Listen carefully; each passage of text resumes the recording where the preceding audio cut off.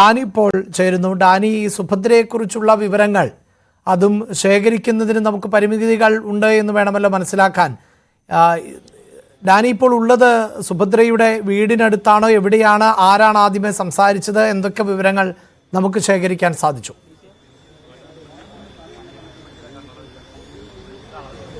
അഭിലാഷ്, ഞാനുള്ളത് ഈ സുഭദ്ര താമസിച്ചിരുന്ന സുഭദ്രയുടെ വീട് ഈ ഭാഗത്താണ്. അതായത് എറണാകുളം സൗത്ത് റെയിൽവേ സ്റ്റേഷന്റെ കിഴക്കേ ഗേറ്റ് എന്ന് പറയുന്ന റെയിൽവേ സ്റ്റേഷന് കർഷക റോഡ് ഭാഗം ഇവിടെയുള്ള ഈ വഴിയിലാണ് ഇവിടെ ഈ വീട്. അവർ ഈ കഴിഞ്ഞ കുറെ നാളുകൾക്ക് മുൻപ് അവരിത് വാങ്ങിയതാണെന്ന് പറയുന്നു. ഈ ഭാഗത്താണ് താമസിച്ചിരുന്നത്. അവസാനമായി കണ്ട വ്യക്തിയാണ് അല്പം മുമ്പ് നമ്മളോട് സംസാരിച്ച ചേട്ടൻ. അദ്ദേഹം നമ്മളോട് സംസാരിച്ചതിൽ നിന്ന് നമുക്ക് വ്യക്തമാണ്. കാരണം ഇവർക്ക് സാമ്പത്തികമായ ചില ഇടപാടുകൾ അടക്കമുള്ള കാര്യങ്ങൾ ഉണ്ടായിരുന്നുവെന്ന് പറയുന്നുണ്ട്. കാരണം ചെറിയ രീതിയിൽ പണം പലിശയ്ക്ക് നൽകുന്നത് അടക്കമുള്ള കാര്യങ്ങൾ നടത്തിയിരുന്നു. അങ്ങനെയാണ് ഇവരും ഇവരുടെ ഒരു സൗഹൃദത്തിലുള്ള ആളാണ് ശർമിള എന്ന് പറയുന്നത്. അദ്ദേഹത്തിന്റെ പറയുന്നത് പ്രകാരം, സുഭദ്രയുടെ അയൽവാസി പറയുന്നത് പ്രകാരം ശർമിള ഒരു ട്രാൻസ്ജെൻഡർ ആണ് എന്നുള്ളതാണ് അദ്ദേഹം പറയുന്നത്. അവരും ഒപ്പം തന്നെ അവരൊരു സുഹൃത്ത്, ഭർത്താവ് എന്ന് പറയുന്ന ആളും ഇവിടേക്ക് എത്തിയിട്ടുണ്ട്. അദ്ദേഹം ഒരു തവണയാണ് ഇവിടെ വന്നിട്ടുള്ളത്. മറ്റു ശർമിള പലതവണ ഇവരായിട്ട് വന്നിട്ടുണ്ട്. അവരുമായി ഏതെങ്കിലും രീതിയിലുള്ള സാമ്പത്തിക ഇടപാടുകൾ ഉണ്ടായിരുന്നു എന്ന കാര്യം അദ്ദേഹത്തിന് അറിയില്ല. പക്ഷേ സുഭദ്രയ്ക്ക് കാര്യമായ രീതിയിൽ തന്നെയും സാമ്പത്തികമായ ചില ഇടപാടുകൾ, പണം പലിശയ്ക്ക് കൊടുക്കുന്നത് അടക്കമുള്ള കാര്യങ്ങൾ ഉണ്ടായിരുന്നു. അത് ഇവിടെ ഈ ലോക്കലായിട്ട് ഇവിടെയുള്ള പ്രദേശങ്ങളിൽ പലർക്കുമായിട്ട് പണം പലിശയ്ക്ക് കൊടുക്കുന്ന കാര്യങ്ങളായിരുന്നു ഉണ്ടായിരുന്നത്. ഇവരുടെ മക്കൾ ഇവിടെ ആയിരുന്നില്ല. മക്കൾ ഇവരിൽ നിന്ന് മാറി മറ്റു വീടുകളിലാണ് താമസം. അവര് ഇടയ്ക്ക് ഇവിടെ അന്വേഷിക്കാനും കാര്യങ്ങൾക്കും വേണ്ടി ഇവര് ഇവിടേക്ക് വരുന്നുണ്ടായിരുന്നു. ഇവിടെ കാണാതാവുന്നത് സംബന്ധിച്ച് പ്രത്യേകിച്ച് ആരും ആദ്യമൊന്നും ശ്രദ്ധയിൽപ്പെട്ടിരുന്നില്ല എന്താണ് വിഷയമെന്ന്. പിന്നീട് ഇവർ കഴിഞ്ഞ കുറെ നാളുകളായിട്ട് ഇവരില്ല. ഇത് ബോധ്യപ്പെട്ടതിനെ തുടർന്നാണ് ഇവരുടെ മകൻ കടവന്ത്ര പോലീസ് സ്റ്റേഷനിൽ പരാതി നൽകുന്നത്. കടവന്ത്ര പോലീസ് പ്രാഥമികമായ രീതിയിൽ ഇത് സംബന്ധിച്ച് അന്വേഷണം നടത്തുമ്പോൾ CCTV ദൃശ്യങ്ങൾ അടക്കമുള്ള കാര്യങ്ങൾ ശേഖരിച്ചിരുന്നു. അപ്പോൾ അതിൽ ശർമിളയെക്കുറിച്ചുള്ള ചില സൂചനകൾ ലഭിച്ചിരുന്നു. പിന്നീട് അവരെക്കുറിച്ച് അന്വേഷിക്കുമ്പോൾ അവർ ആലപ്പുഴ ഭാഗത്താണ് ഉണ്ടായിരുന്നത് എന്നതടക്കമുള്ള കാര്യങ്ങൾ കിട്ടി. തുടർന്ന് അങ്ങനെയാണ് കേസ് ആലപ്പുഴയിലെ ജില്ലയിലേക്ക് മാറുകയും തുടർന്ന് അന്വേഷണം അടക്കമുള്ള കാര്യങ്ങൾ ഉണ്ടാവുകയും ചെയ്യുന്നത്. ഇപ്പോൾ അവരുടെ അവരിൽ സംശയിക്കുന്ന മൃതദേഹം അടക്കം കണ്ടെത്തിയ കാര്യങ്ങളിലേക്ക് അടക്കം നീങ്ങുകയും ചെയ്യുന്നു. പരിസരവാസികൾ പറയുന്നതും ഇത് തന്നെയാണ്. കാരണം ഇവര് ചില സാമ്പത്തികമായ ഇടപാടുകൾ അടക്കമുള്ള കാര്യങ്ങൾ ഉണ്ടായിരുന്നു.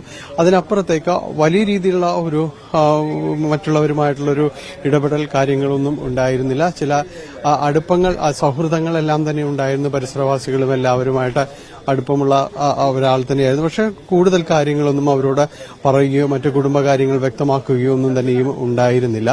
എന്തായാലും ഇപ്പോൾ ഈ പറയുന്ന പേരുകൾ കൂടുതലും ശർമിളയുടേതാണ് എന്ന് തന്നെയാണ് പരിസരവാസികൾ പറയുന്നത്. കാരണം അവരുമായിട്ട് ഒരു അടുപ്പം കൂടുതലായിട്ട് ഈ അവസാന നാളുകളിൽ ഉണ്ടായിരുന്നത്, അതായത് അവരെ മിസ്സിംഗ് ആവുന്ന സമയത്ത് കൂടുതലായും തന്നെ ഉണ്ടാവുന്നത് ശർമിളയുടെ ഒരു അടുപ്പം തന്നെയായിരുന്നു. അപ്പോൾ ശർമിളയെ കേന്ദ്രീകരിച്ച് തന്നെയാണ് കൂടുതലായും ഈ പരിസരവാസികൾ പറയുന്ന കാര്യങ്ങൾ. അവരുടെ അടുപ്പങ്ങൾ കാര്യങ്ങളെല്ലാം തന്നെയും കൂടുതൽ സമയവും പറയുന്നത് ശർമിളയെക്കുറിച്ച് തന്നെയാണ്.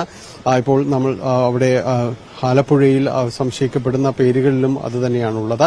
എന്തായാലും ഈ വീടിന് പരിസരത്തേക്ക് വലിയ രീതിയിൽ പോലീസ് ആ തുടക്ക കാലഘട്ടത്തിൽ പരാതി വന്ന സമയത്ത് പോലീസ് ഇവിടെ എത്തുകയും അന്വേഷണം നടത്തുകയും ചെയ്തിരുന്നു.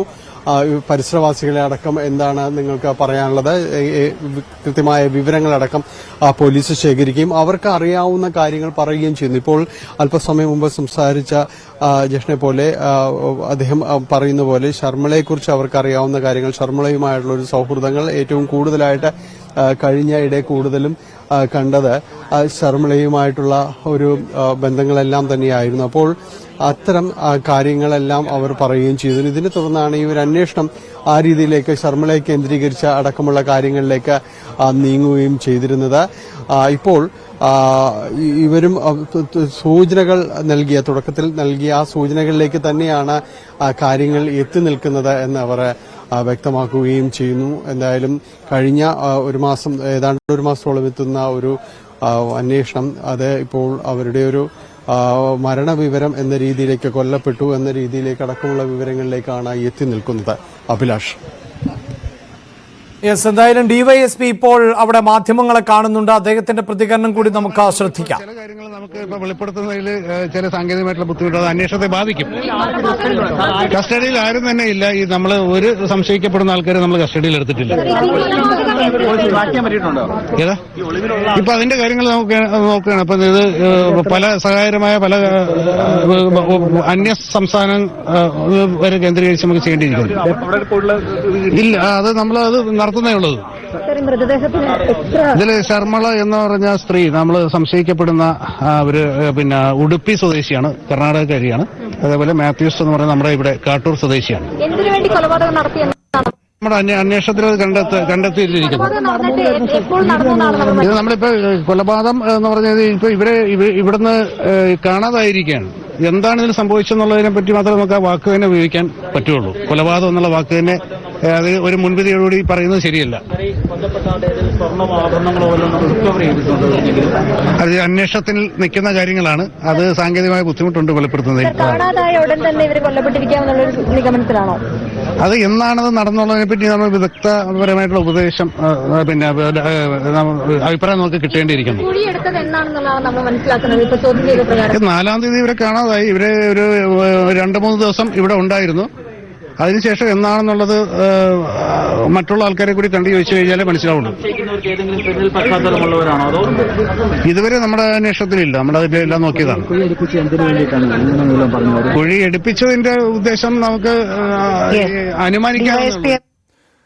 അതാണ്. എന്തായാലും ഇത് കൊലപാതകമാണോ എന്ന വാക്ക് പോലും ഇപ്പോൾ ഉപയോഗിക്കാൻ സാധിക്കില്ല എന്നാണ് പോലീസ് ഉദ്യോഗസ്ഥൻ പറയുന്നത്. കാരണം ഇത് കൊല ചെയ്യപ്പെട്ടതാണോ അല്ലെങ്കിൽ ഏതെങ്കിലും തരത്തിലുള്ള മറ്റു മരണം അങ്ങനെയുണ്ടായി അവർ ഭയന്ന് പ്രതികളാക്കപ്പെട്ടാലോ എന്ന് കരുതി മൃതദേഹം മാറ്റിയതാണോ, ഇതിലൊന്നും നമുക്ക് ഈ ഘട്ടത്തിൽ വ്യക്തത കൈവരുന്നില്ല. അതുകൊണ്ട് തന്നെ ആയിരിക്കണം പോലീസ് ഉദ്യോഗസ്ഥൻ കൊലപാതകമെന്ന വാക്ക് തന്നെ ഉപയോഗിക്കാൻ പറ്റുമോ എന്നറിയില്ല എന്ന് പറയുന്നത്. ഇപ്പോൾ ഈ സുഭദ്രയുടെ വീട്ടിലേക്ക് സ്ഥലം MLA എത്തിയിട്ടുണ്ട്.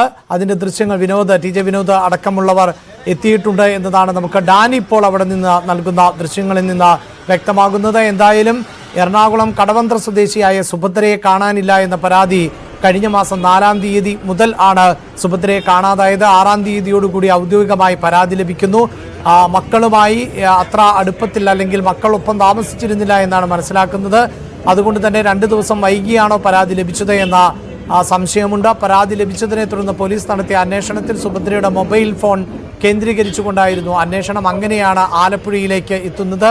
കലവൂർ എന്ന പ്രദേശത്ത് ആണ് സുഭദ്രയുടെ ഫോൺ അവസാനമായി പ്രവർത്തിച്ചിരുന്നത് എന്നത് വ്യക്തമാകുന്നു. തുടർന്ന് ആ പ്രദേശത്തിലേക്ക് അന്വേഷണം കേന്ദ്രീകരിച്ചു. അവിടെ നടന്ന അസ്വാഭാവികമായ വിവരങ്ങൾ അടക്കം പോലീസ് ശേഖരിക്കുകയും ചെയ്തു.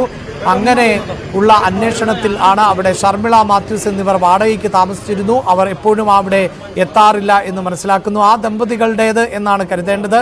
ഒരുമിച്ചാണ് അവർ താമസിച്ചിരുന്നത്. അവർ ഭാര്യ ഭർത്താക്കന്മാർ എന്ന സൂചനയാണ് ഷർമിളയുടെ അയൽവാസികൾ നൽകുന്നത്, സുഭദ്രയുടെ അയൽവാസികൾ നൽകുന്നത്. സുഭദ്രയുടെ വീട്ടിൽ ഇവർ എത്തിയിട്ടുണ്ട്. മധുവിധു കാലത്ത് എന്ന തരത്തിൽ പ്രതികരിക്കുന്നു. ഷർമിള ട്രാൻസ്ജെൻഡർ എന്ന വിവരം പുറത്തു വരുന്നു. കർണാടക സ്വദേശിയാണ് എന്ന വിവരമാണ്. ഇത്തരം എങ്ങനെയാണ് ഇത് കൊലപാതകം തന്നെയാണോ സംഭവിച്ചത് എന്നതുൾപ്പെടെയുള്ള കാര്യങ്ങളിൽ ഇനിയാണ് വ്യക്തത കൈവരേണ്ടത്.